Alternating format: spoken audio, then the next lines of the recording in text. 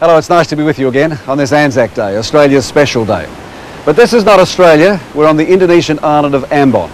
And we're here to remember hundreds of Australians who lost their lives not only in battle, but as victims of one of the most infamous massacres of World War II. A lot of the people just gave up the will to return.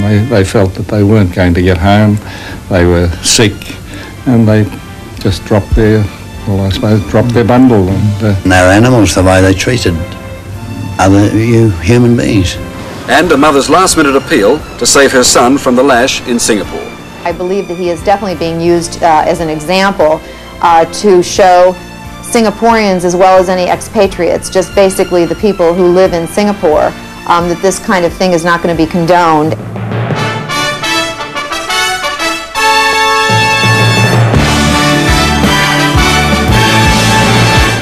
No place in Indonesia has a relationship with Australia quite like this place, the island of Ambon.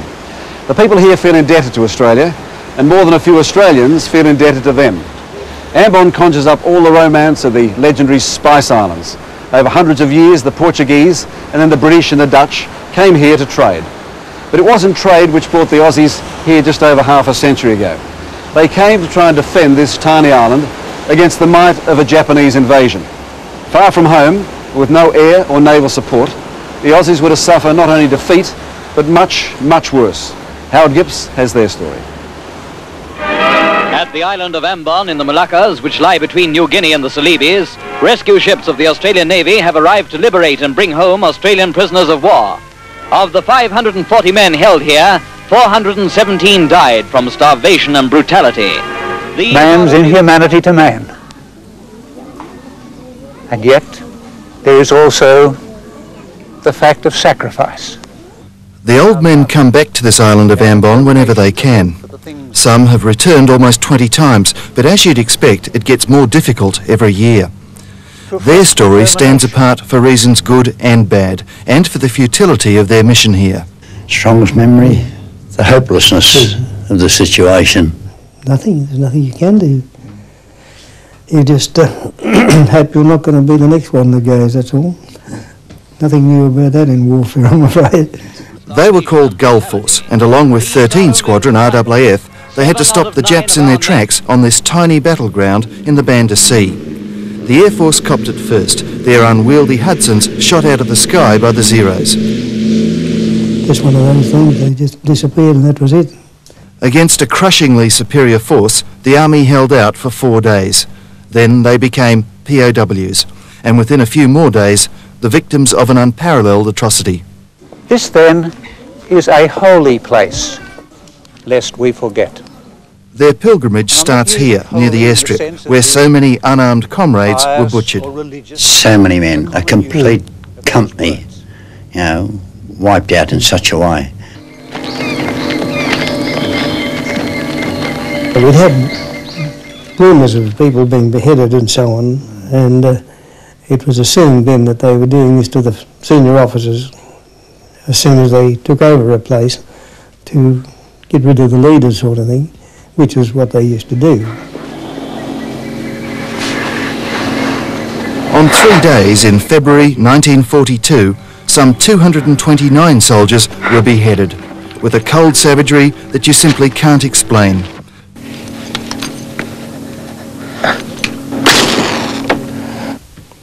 I can understand, I think, a little bit more about why they did it and how, It doesn't make me feel any happier about a lot of the fellows that I knew that died that way.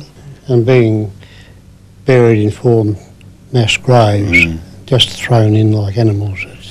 The victims of that massacre, along with hundreds of other Gull Force men who died from overwork, disease, starvation or punishment during the next 3 years, now rest in this beautiful spot near Ambon town. No wonder those who survived or escaped successfully and now return count themselves so lucky. When you work it out, 1,131 men, 52 escaped before and after capture, and then 300 survived. So at the end of the war, out of the 1,131, 352. A lot of the people just gave up the will to return. They felt that they weren't going to get home.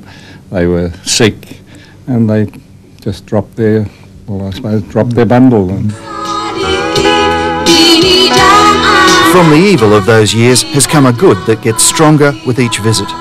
Had it not been for the many Ambonese who risked their lives to smuggle food and aid the Anzacs, or to hide them, there'd be fewer survivors to remember those old times. The Ambonese remember us each year with songs about us, or dances to challenge our young soldiers.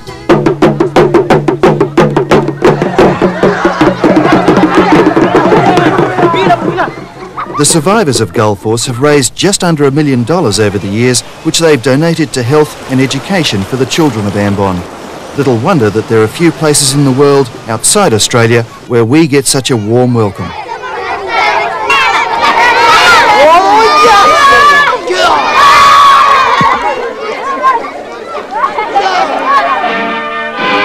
At Morotai, a long line of ambulances is ready to meet the ships, for many of the men are sick or too weak to walk. They were taken straight to hospital. Their spirit is wonderful, even when they're stretcher cases. Though many of the survivors felt that their captors were treated too leniently, their thoughts on Anzac Day now turn more to the men who remained behind here, rather than the injustice and the brutality of the war that took their lives. Howard Gibbs with that special report. It really is astonishing to think that 4 out of every 5 Australians who were held prisoner on this island died here. Well, joining us now are 3 of the survivors, Rod Gabriel, Bluey Drain and Eric Kelly. Now, why do you keep coming back? To look at that memorial and think how lucky I am to be able to come back. But it's 22 times for you, Rod. Will you keep coming back for as long as you can? When I come here, I always have in mind next year, and I've already got mental notes, odd things that have happened and we could perhaps improve on. And I hope to be here again next year. I hope to be here again with a pilgrimage of relatives and friends, which is quite a distinct visit from Anzac Day. But when you go to the graves, do you have good memories? Do you relive the good times with your mates? Oh yes, you walk through the various tombstones that are in the camp, and brings back memories of friends that you had there. It's a very emotional time. I mean, you must think, how come I survived and they didn't? Yes, to a certain extent that is in your mind, because there are stronger men buried there than I was, and they didn't make it. I think it was a certain mentality or type of mind that you had. That you had to say to yourself, not will I get home, but when will I get home? You had to have a positive attitude. I'm going home. Otherwise you would not succeed. All right, let's go to you then, Bluey. Why did you decide, and your mates didn't, why did you decide to take off over the hills? Well, anything rather than being locked up, I think, is the main thing. I didn't feel quite up to it. But then I remembered I had £108 in my pay book, and I'd never seen £108 before, and they weren't going to get that off me. You weren't going to give £108 to anybody? No, not to anybody, no. As we had no idea where we were in the Pacific, whether there was any islands near us, or how far we were away from New Guinea, or anything of that sort. When we got up the top of the mountains and saw the island of Saram, or saw 2 points of it, I thought it was 2 islands, but when we saw that there, I thought, here's a hope, we can do something about this, we can get on our way, and that is what we did. But you had no idea when you left that the other 239 men would be killed? No idea at all, no. Never dreamed of it until after the war was over. If out of the blue I just say the word Ambon, what's it mean to you? Gross restriction, of course. No medical supplies, no Red Cross, no letters from home. So as far as your families are concerned, you were missing in action. You were presumed dead. That's right. Yes.